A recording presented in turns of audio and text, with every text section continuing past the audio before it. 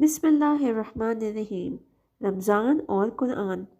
قرآن اور رمضان کی پہلی اہم مشترکہ خصوصیت تقویٰ کا حصول ہے، جیسا کہ قرآن کریم کی کئی آیات کی روشنی میں ذکر کیا گیا۔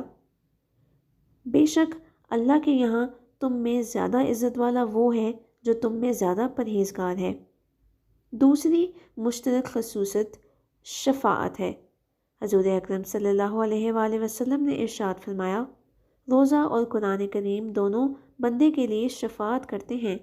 روزہ عرض کرتا ہے، یا اللہ میں نے اس کو دن میں کھانے پینے سے روکے رکھا، میری شفاعت قبول کر لیجئے۔ قرآن کہتا ہے کہ یا اللہ میں نے رات کو اس کو سونے سے روکا، میری شفاعت قبول کر لیجئے۔ بس دونوں کی شفاعت قبول کر لی جائے گی۔ تیسری خصوصیت جو رمضان اور قرآن دونوں میں مشترک طور پر پائی جاتی ہے وہ ہے قرب الہی، یعنی اللہ تعالیٰ کے کلام کی تلاوت کے وقت اللہ تعالیٰ سے خاص قرب حاصل ہوتا ہے۔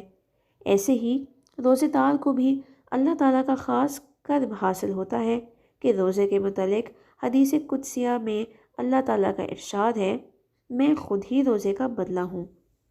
قرآن کریم کو رمضان المبارک سے خاص تعلق اور گہری خصوصیت حاصل ہے، چنانچہ رمضان المبارک میں اس کا نازل ہونا، حضور اکرم صلی اللہ علیہ وآلہ وسلم کا رمضان المبارک میں تلاوت قرآن میں مشغول رہنا، حضرت جبرائیل علیہ السلام کا رمضان المبارک میں نبی کریم صلی اللہ علیہ وآلہ وسلم کو قرآن کریم کا دور کرانا، تراویح کا اہتمام کرانا، صحابہ اکرام اور بزرگان دین کا رمضان میں تلاوت کا خاص اہتمام کرنا، یہ سب امور اس کی خصوصیت کو ظاہر کرتے ہیں۔